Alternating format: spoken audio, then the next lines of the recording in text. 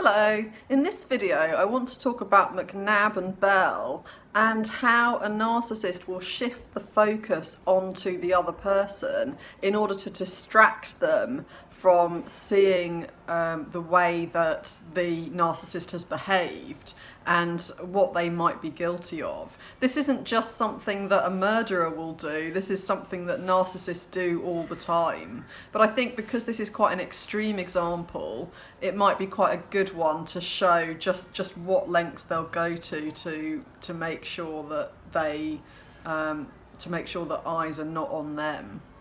Courtney Marie Bell and Christopher McNabb from Georgia were both found guilty of murdering their 2-week-old baby girl, Kalia.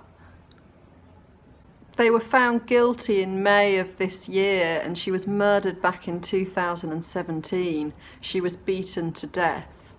The district attorney told the court that the evidence pointed to McNabb being the killer, and she didn't believe that Courtney McBell had anything to do with the actual murder.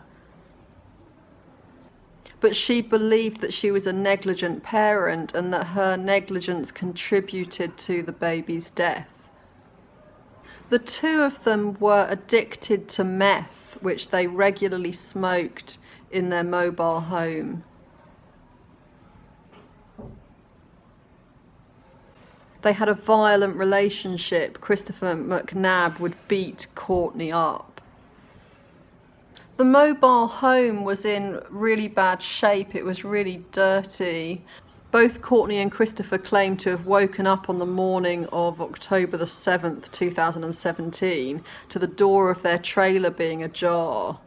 And the baby was later discovered dead in a Nike drawstring bag that belonged to Christopher McNabb in the wood nearby. And Courtney didn't know what had happened to her baby because she was passed out from smoking meth. Because of this, and because she was living with a man who had severely beaten her up on different occasions, she was thought to be really negligent and to have created a situation in which her baby could be murdered.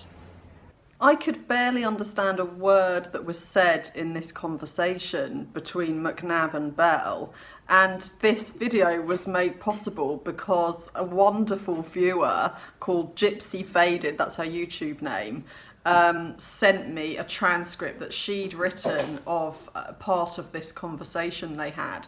So at this point, McNabb was in jail. It was before the trial, and it was shortly after their child had been killed, allegedly by him. And so they're having this phone conversation where he's in jail and his girlfriend is somewhere else. She won't tell him where she is. She doesn't want him to know. So the first thing that he says at the beginning of this conversation, the first thing he said is, "What's up, man? You don't love me no more," or something. So she hasn't been in touch with him. She's been avoiding his calls. But so the very first thing he says is something that makes her look guilty of something. It puts the focus onto her and it's asking her a question. She's going to have to now defend herself because he's accused her of not loving him. So she's been avoiding his calls because she believes that he's killed their child. And yet, as soon as they do speak, he puts the blame onto her for something and accuses her of doing something. She responds to that. She says, "I love you with everything inside me. But what happened? What did you do?" And then instead of answering the question, he says, "Do you think I did this here for real?" So again, he's now asking the question and she now is going to have to defend herself again. She's now being accused of misjudging him and telling him he's done something that he hasn't done. That's what he's trying to make out anyway. we don't hear what she says back, but how he responds is he says, I don't know, Courtney, but you can't be living your life like this. You can't think I did this shit. That's not right, Courtney. And then again, we don't hear what she says. So once again, he takes the focus. She's just asked him what happened. Their baby's dead. What happened? And now he's again putting it onto her and saying, you can't live your life like this. It's not right. The judgment is on her again. So this is now the third time right at the beginning of their conversation that he is putting judgment onto her. And he's making her answer to it and putting her in a defensive position. We again don't hear what she says, but his response is finally now to say, I didn't do it, please don't, and I'm not gonna swear beyond what I've already done because I don't want to offend any viewers. But anyway, so I'm gonna say ducking, which is what she's done when she transcribed it. So he says, baby, I didn't do it. Please don't ducking think I did this, baby. I didn't do it. I swear to God I didn't do it. So this is the first time that he now defends himself after 3 times of trying to make her the guilty one. And now she asks, then who did? And then he talks a lot because that's what guilty people do, isn't it? They sort of babble a lot. They try to divert attention. And but the things that he talks about is quite interesting because he talks about how terrible things have been for him. So again, what he's doing is he's diverting her attention away from his guilt and what he's done. And I don't mean that he feels guilt. I mean his guilt of murdering their child. And he's now trying to manipulate her again into feeling guilty herself about him and what he's going through. So he says, I don't know who, I'm trying to figure it out. I've been going through a lot of ducking shit. I've had my arse beaten here. I've been tased. I've been going through a lot of shit, baby. But I'm trying to tell you real shit. I didn't do it. I told you before I got arrested, baby. I did not do it. Please don't ducking leave me, baby. Please don't turn your back on me. Please, I swear to God I didn't do it. How could I do something like that, Courtney? So for about halfway through this sort of monologue, he's again putting the responsibility onto her and trying to manipulate her into feeling guilty. So he's said that he hasn't done it. Then he's talked about how he's been tasered, and how he's gone through terrible times in jail. And now it's, please don't leave me, don't turn your back on me. So again, don't do something bad to me, So, and he ends with, how could I do something like that, Courtney? So once again, the question is hers to have to answer. And she's the one that now has to defend her accusation of him killing their child. Then we don't hear what Belle says a couple of times, and then we hear her say, well, what do you expect me to think? And to this he replies, I don't know, but where are you at? Are you all right? So she's now turned it around. She's asking the question again. Instead of answering his accusations, she's asking him the question and again accusing him.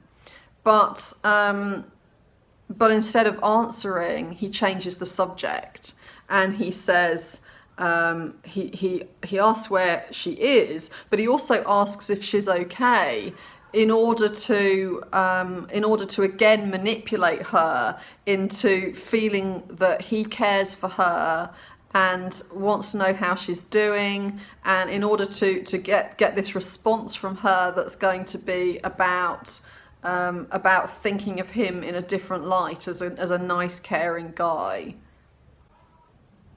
She responds to say, I'm never going to be okay, my baby's dead. And he replies, yeah, I know this, Courtney, you don't have to tell me that, I know. So he doesn't show any empathy when she says that. And then she says, someone broke into our house and killed our baby and put her in the woods, Chris. And it's hard to know if that's her accusing him or if that's her actually meaning the words she says, that somebody else did this. I think she's probably trying to get a response from him and to see how he reacts. And he then says, nobody broke in to begin with. So, which is quite a strange thing to say, because obviously that's going to implicate him. So I think what he's doing is he's just trying to break what she's said. You know, it feels like this frightening accusation because she's right. If we believe that he's guilty, and he has been found guilty, and so if we believe he did it, then what she's saying is right, and so that would be very threatening for him now. So he's trying to just tear what she's said apart, but is not really thinking very clearly because he's now implicating himself. And then he says, so you really think I did this? If you think I did it, hang up right now. And so he's now using emotional blackmail again. He's now putting her in a position of being accused of being this really cruel girlfriend, which he's now done several times in this phone call. The last thing she'd said was that she's never going to be okay, her child is dead. And what he's doing is now showing that he's really annoyed and threatening her that he won't speak to her again, because, you know, if she believes he did it. So it's an ultimatum now that she's faced with, you know, in the face of her going through this obviously horrendous situation of losing her child and her boyfriend having just killed the child. The way he responds is to just throw something at her. Because what she describes is so huge that she's never going to be okay again because her baby's been killed. He has to come back at her with something as big as he can think of in order to distract her from accusing him. And you know, in order for her to be redirected and for her attention to be on herself again and on what she's done wrong. So he threatens to never speak to her again. It doesn't work because she replies saying, what do you mean? Did you take her out the door to someone? She's replying to what he said about how no one broke in. So, and then he responds to that saying, no, I didn't take her out the door. I done told you this. She's ours, baby, she's ours. So he begins to respond, no, I didn't take her out the door. But then he immediately has to deflect again her focus. So he says, I done told you this, meaning, you know, I've already told you this. You know, in other words, you're missing something. Why are you getting me to repeat something? She's ours, baby, she's ours. So in other words, you know, she's our baby. Why would I do something like this to her? So again, this emotional manipulation. By saying she's ours, baby, she's ours, he's putting them both together as a couple as well. That's another thing he's doing. So not only is he saying that he cares about the baby, but he's also saying we feel the same way about her, about each other. At another point, he says, I swear to God I didn't do it. And she says, I don't know what to think, Chris. All I know is I was a ducking sleep, and when I woke up, my baby was ducking gone. And he says, yeah, and I was asleep with you. You don't seem to remember that, do you? So again, it's an accusatory question that that she's having to answer. And then we don't hear everything she says, but she says, everybody else says, and he says, what in the hell are you talking about? What the hell everybody else said? So again, now he's now telling her off for talking about what other people are saying. Again, she's being accused now of doing something wrong. She talks about how he texted his friend Shane to say the baby was missing when he was actually supposedly asleep. And he replies and he says that he was standing in the middle of the living room when he was texting, that it was after he'd woken up. Do you not remember that as I was freaking out, he says. So again, it's a question. Instead of trying really hard to convince her by trying to answer her, he asks her another question and makes her now responsible for her, remembering something. She continues to talk about what different people have been saying about these text messages, how the guy who he had texted had screenshot it and sent it out to everyone. And he replies saying, "Screenshotted what? I can't understand what you're saying." So he's again trying to avoid what she's saying. And then he says, "I know one thing, this is probably going to be the last time you're going to hear from me in a long time. If this is how you want to remember our relationship, then I guess this is what it's going to be. Because I'm going to tell you right now, you're ducking me up." So it's turned into a threat again, and it's turned into emotional blackmail.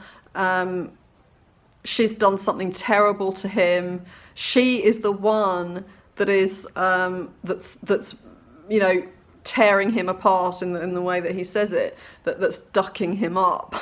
And so whereas in reality, of course, he has just murdered their child. So if anyone's doing that, it's clearly him.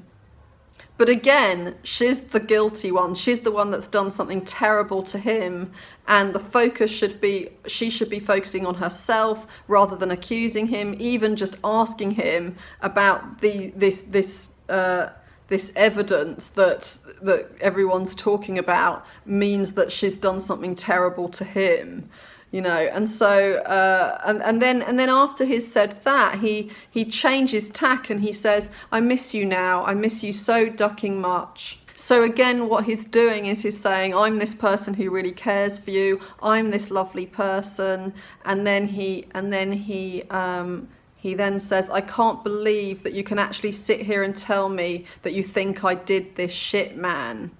So it goes from emotional blackmail, a threat, an ultimatum, to "look how tender and caring I am and how much I love you," to "how can you do this to me?"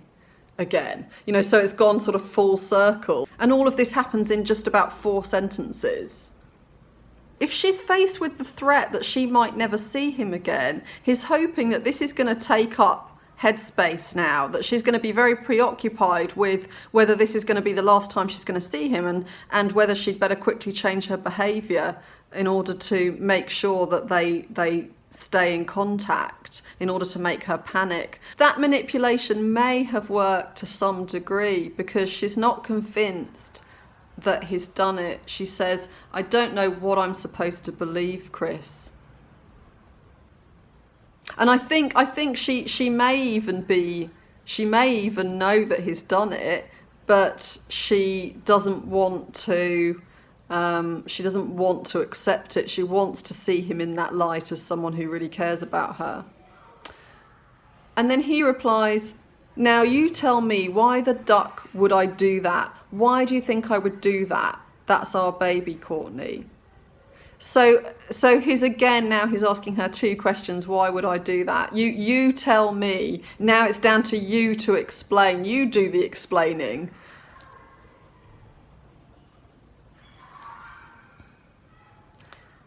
And in response to him saying, "That's our baby, Courtney," she says, "Yeah, that's what I keep saying." And he says, "Why are you being so hostile towards me? I can't believe this shit, man. Out of everyone in the world, I'd expect you'd have my back before anybody." So it's another massive guilt trip. Why are you being so hostile towards me? Well, maybe because he's killed her baby. But instead of swallowing that and understanding that that's obviously going to be how anybody would react to such a horrific thing that he's done, he says, why are you being so hostile towards me? So he tries to manipulate her to feel like she's for some reason that makes absolutely no sense, she's behaving in a really horrible way towards him. Then he asks her to come and visit him, and he tells her the opening hours of the jail visiting time 3 times. And she replies that once somebody tells me what happened to my child, I'll come and see you. And then he replies, how am I supposed to know? Again, another question that's aimed at her. You think I'm not trying to figure it out? So each time he's still accusing her. She's getting something wrong again. Life without parole or a possible death sentence. Baby, don't do this to me. So she's the one responsible for doing it to him. So all the way through this conversation, he is endlessly turning everything round onto her every time she tries to get any truth out of him about what actually happened, and every time she tries to get him to answer her very reasonable questions about some of the evidence that's been found against him. It's very common for a narcissist to suddenly pick a fight or suddenly throw vicious criticism at their victim if they feel like who they are is about to be seen. When someone's been a victim of narcissistic abuse, they will very often first look to themselves if somebody accuses them of something, because they're so used to being blamed for stuff that isn't actually anything to do with them, that they will first think, is this my fault? But a narcissist operates in exactly the opposite way. Anytime they're about to be seen for who they really are, they'll do one of 2 things. They'll either immediately accuse the other person of doing something in order to distract them from their own actions and behaviour, or they will suddenly act in a really loving and caring way and try to manipulate their victim into seeing them in a different light. And we can see that in this conversation, McNabb did both of these things. The result from the victim's point of view is that they're constantly being told to look at themselves and at their behaviour. And so that can be really confusing, because whenever they're told to look at themselves, that's exactly when they are feeling distrust and confusion about the narcissist. And so just at that moment, they're then told that they have to look at themselves and that there's something really, really terrible that they've done. And that they themselves are actually an abuser. And so this means, because this happens a lot, and because usually a victim of a narcissist will have had a narcissistic parent, and so they will have been brought up to constantly question themselves and doubt themselves and feel like they're responsible for somebody else's feelings all of the time. It means that that they've already been trained. So it's not actually that hard for them to be manipulated to continue to do this. And that's how the narcissist can get away unseen each time. In other situations, narcissists can absolutely rip someone to shreds in order to take the focus off themselves. And after a relationship with a narcissist, people are left with their confidence in shreds and feeling really confused about themselves and full of self-doubt and so on. But in reality, the only purpose behind any of this has been to distract them from who the narcissist really is. That's what the whole thing has been about. Of course, there's also anger and contempt that the narcissist feels towards the victim. But again, that's not really personal, because the anger is because of their own shame. And the contempt is because that's what makes them feel empowered when they are having a go at the victim. That takes their own focus off themselves, and it makes them feel like they're not the issue. It's the victim. I'll continue to talk about this case next week. I'll put out a video on Monday. So if you haven't subscribed, please subscribe, and I'll see you in the next video.